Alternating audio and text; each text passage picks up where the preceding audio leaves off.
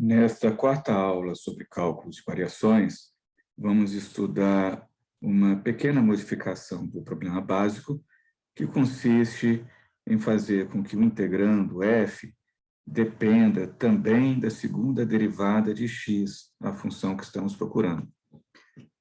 Recordem que até a aula anterior, o que tínhamos visto era um integral de f de t, x de t e x ponto de t. O que estamos fazendo agora é dizer que o integrando depende também da segunda derivada da função que estamos procurando. É claro que devemos introduzir condições de diferenciabilidade sobre a função que está sendo procurada. Como a gente ainda não sabe qual é a ordem da equação diferencial que vai surgir, a gente pode colocar isso depois. O que eu vou fazer aqui é utilizar aquelas duas proposições fundamentais do cálculo de variações para deduzir a fórmula de Euler, a equação de Euler ou a condição de primeira ordem, é chamada equação de Euler ou também equação de Euler-Lagrange, para esse problema.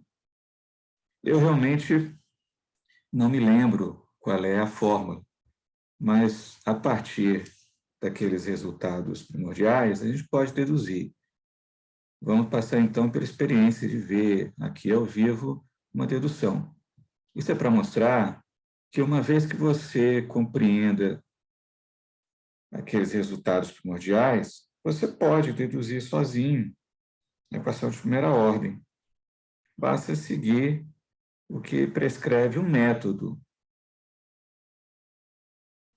O que nós fizemos foi basicamente o seguinte, né? A gente vai definir uma perturbação. Então, a gente tem que definir o que é uma função admissível. Obviamente, essa definição tem que incorporar as condições de diferenciabilidade para que a função objetivo, como função do parâmetro real lambda na vizinhança do zero, seja diferenciável. Essas condições adicionais devem ser impostas também para os desvios admissíveis. O que tínhamos, então, era a definição da função objetivo perturbada. O x aqui é a solução. Nas outras aulas, eu estava usando a notação x estrela, mas para não ficar muito pesado, eu vou colocar só o x. Assim, a função objetivo perturbada em torno da solução, em vez de você encarar a perturbação como função do desvio, a gente encara como função do parâmetro real lambda, o que permite você cair num cálculo mais elementar. É evidente que quando lambda é igual a zero, essa integral está avaliada na solução x, e, portanto, assume seu valor máximo na vizinhança do ponto zero, para lambda na vizinhança eta do ponto zero, onde eta é um positivo suficientemente pequeno. E supondo também as condições de diferenciabilidade para que a gente possa dizer que o ponto de máximo local da função g é um ponto crítico, a gente tem essa condição, g' de zero tem que ser igual a zero. E é essa condição que nos permite deduzir a equação de Euler nesse caso, mediante um truque simples de integração por partes, como a gente vai ver. O que a gente tem que fazer primeiro é calcular a derivada de g no ponto lambda, g' de lambda. Eu já tinha começado a fazer, mas vamos continuar.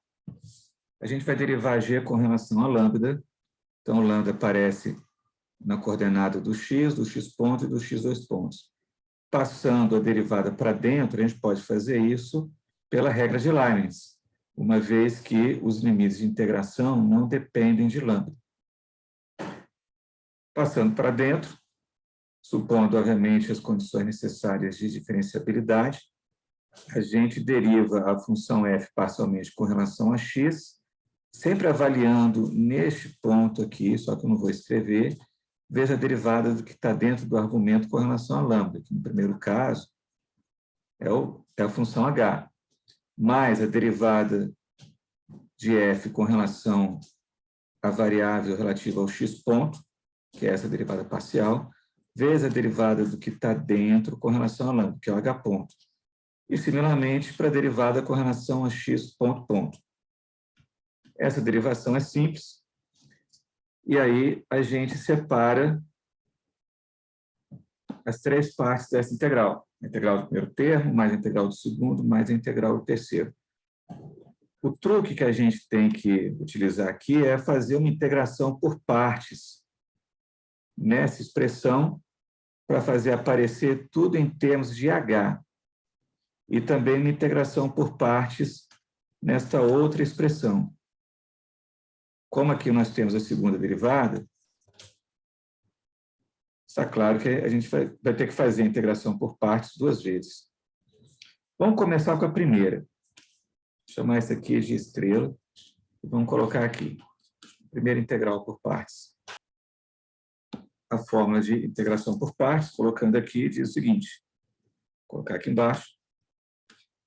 É isso. Então, o h ponto vai fazer o papel de v' e a parcial com relação a x ponto, vai fazer o papel de u. Por integração por partes, a gente mantém o u, ou seja, fica a derivada parcial de f em x ponto, vezes a primitiva de h ponto, que é o h, isso aqui de a até b, menos a integral, e aqui a gente vai ter que derivar a função u com relação ao tempo. U, no caso, é a parcial de f com relação a x.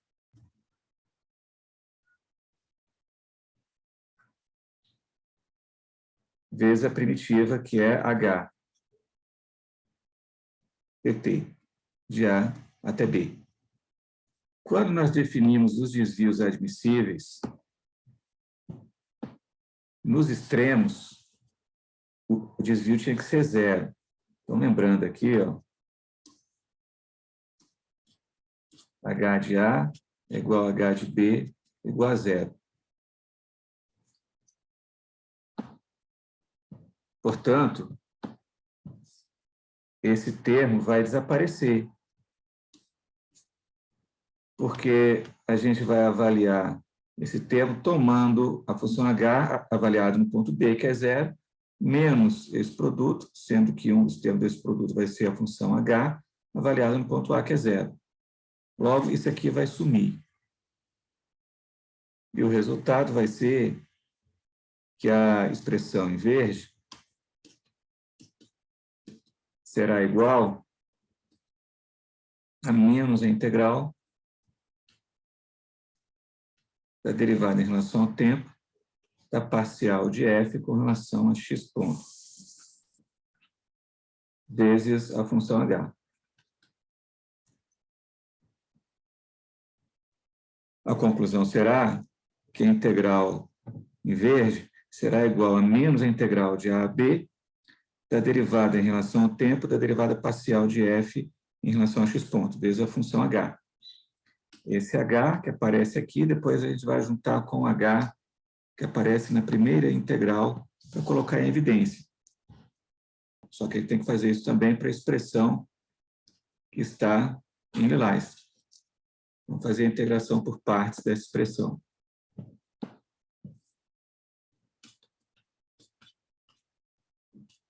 A expressão é parcial com relação a x dois pontos, vezes h dois pontos, dt. Fazendo a integração por partes, isso aqui faz o papel de u, e esse aqui faz o papel de v'. Então, vai ficar a parcial de f com relação a x dois pontos, vezes a primitiva da segunda derivada de h, que é a primeira derivada, de a até b, menos a integral de ab, da derivada com relação ao tempo, da parcial de f com relação a x dois pontos, vezes a primitiva de h dois pontos, que é h ponto, dt. Para fazer desaparecer isso aqui, aí a gente volta. lá na definição dos desvios admissíveis. Como a gente está introduzindo mais uma derivada na função que está sendo procurada, a gente controla o seu comportamento no ponto inicial e no ponto final, e também o comportamento da sua primeira derivada. Logo, a gente tem que fazer o mesmo para as derivadas dos desvios admissíveis. A gente vai supor zero, porque a perturbação, pelo menos na solução, não pode alterar o comportamento nem da função propriamente dita, nem da sua primeira derivada. Dessa maneira, a gente conclui também que esse primeiro termo que aparece aqui vai zerar. E vamos ficar com menos a integral de A a B da derivada em relação ao tempo da parcial de f com relação a x ponto, vezes h ponto, dt. O problema é que isso ainda não é o que eu estou querendo. Eu quero fazer aparecer a função h, não a sua primeira derivada. Então, a gente vai ter que aplicar a integração por partes de novo. Sim, vamos encontrar o seguinte, menos, vamos abrir uma chave bem grande, vamos aplicar a derivação por partes aqui, ó. Essa primeira derivada. Essa primeira derivada vai fazer o papel da função u e essa segunda de velhinho. Então, vai ficar a primeira derivada da parcial com relação a x ponto, derivada com relação ao tempo, né? Vezes a primitiva dessa função, de a até b, menos a integral de a até b da derivada de u com relação ao tempo. Então, teremos a segunda derivada com relação ao tempo, da parcial de f com relação a x dois pontos, vezes a primitiva de h ponto, que é a função h, dt. Esse termo vai ser igual a zero, porque h é um desvio admissível, e o sinal negativo que está aqui cancela com esse outro, e vai ficar com o sinal positivo. Teremos, então, a integral de a a b da segunda derivada com relação ao tempo da parcial de f com relação a x dois pontos, vezes h dt. Agora sim, a expressão em lilás é essa daqui. Vamos juntar tudo, então, numa expressão só. A derivada de g com relação a lambda é igual à integral de AB, a derivada parcial de f com relação a x, vezes h, dt, menos a integral de AB, a derivada em relação ao tempo, a parcial de f com relação a x ponto, vezes h, dt, mais a integral da segunda derivada com relação ao tempo da parcial de f com relação a x dois pontos, vezes h, dt. Agora, a gente tem a função h em todas as integrais. Colocamos tudo dentro da mesma integral. E vamos ver aqui, ó, o que a gente tem dentro. Até aqui, temos a equação de Euler conhecida. A função que aparece no lado esquerdo da equação de Euler. Porém, temos um termo adicional que envolve a segunda derivada com relação ao tempo, trocando o sinal.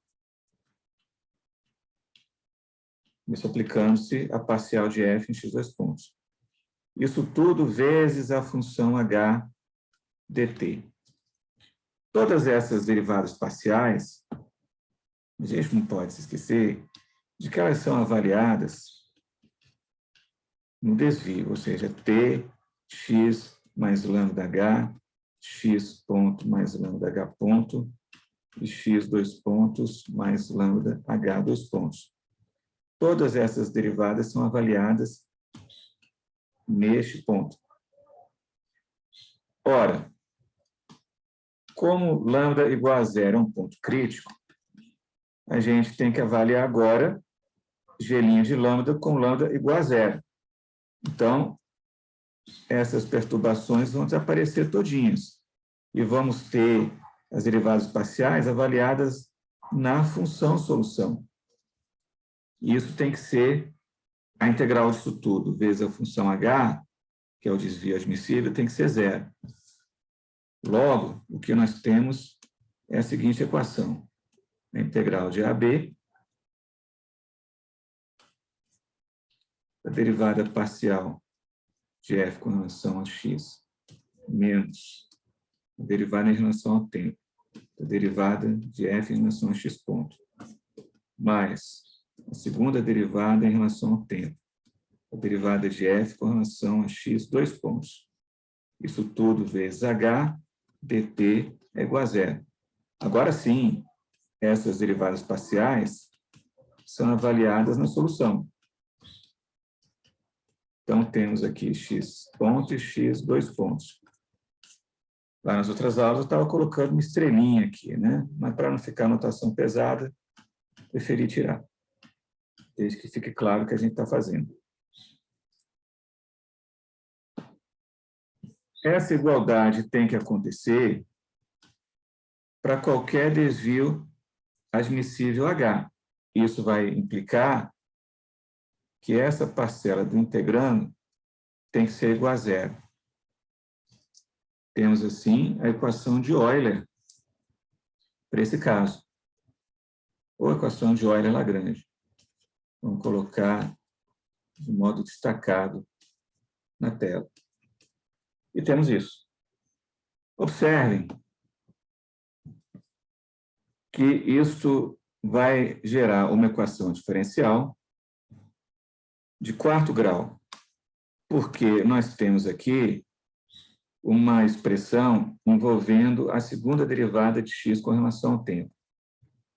E o que quer que apareça aqui terá de ser derivado mais duas vezes com relação ao tempo. Vamos ter, então, uma expressão envolvendo até a quarta derivada da função x. Juntando tudo, o que a gente vai ter vai ser uma equação diferencial ordinária de quarto grau. E, portanto, vão aparecer 4 constantes de integração, e para determinar de maneira única essas constantes de integração, a gente precisa de 4 condições. As 4 condições são exatamente as que foram dadas na formulação inicial do problema, que é o controle que a gente quer ter do comportamento da função que estamos procurando no ponto inicial e no ponto final. Esse comportamento é tanto na sua posição como na sua variação de primeira ordem. Como vamos ter a quarta derivada da função x aparecendo lá embaixo, a gente vai ter que requerer que essa quarta derivada seja pelo menos uma função contínua. Logo, a gente pode supor que a função x está sendo procurada no conjunto das funções de classe C4, no compacto AB. Isso quer dizer que x é diferenciável até a quarta derivada, e a quarta derivada é uma função contínua, no compacto AB. Se você é contínuo no compacto, ela é mais do que isso, acaba sendo uniformemente contínua. Então, está aí a aplicação bem simples de 3 coisas para poder resolver um problema de cálculo de variações que, em princípio, era novo. As 3 coisas que nós utilizamos foram aqueles 2 lemas fundamentais, o lema fundamental do cálculo de variações e a regra de Leibniz. E a terceira coisa foi um método. A gente faz uma perturbação linear e parametriza a perturbação pelo escalar lambda. considerando, nesse caso, as condições de diferenciabilidade, para que nós possamos dizer, no ponto desse processo, que o lambda igual a zero é um ponto crítico da função g na vizinhança do zero, e que, portanto, g' de zero é zero. E é essa equação que vai nos permitir chegar à equação de Euler para esse caso aí. Vamos ver um exemplo. Vamos considerar o problema de minimizar integral de 0 a 1. Eu vou fazer bem simples.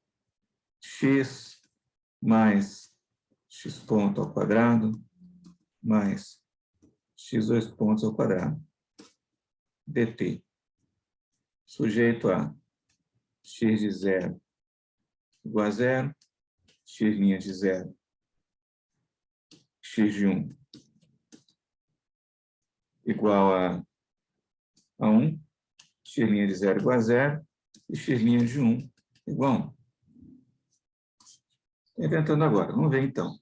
A nossa função f é o integrando. É essa aqui.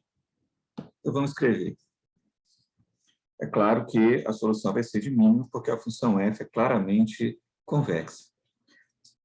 O que nós precisamos para aplicar a equação de Euler? As derivadas parciais de f com relação a x, com relação a x ponto e com relação a x2 pontos.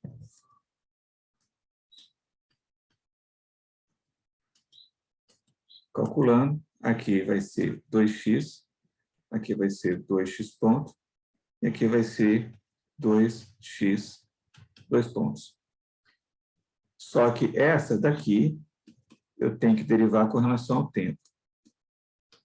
Então, teremos 2x, 2 pontos. E esta outra, eu tenho que derivar duas vezes com relação ao tempo. A primeira vez vai ficar 2x, 3 pontos.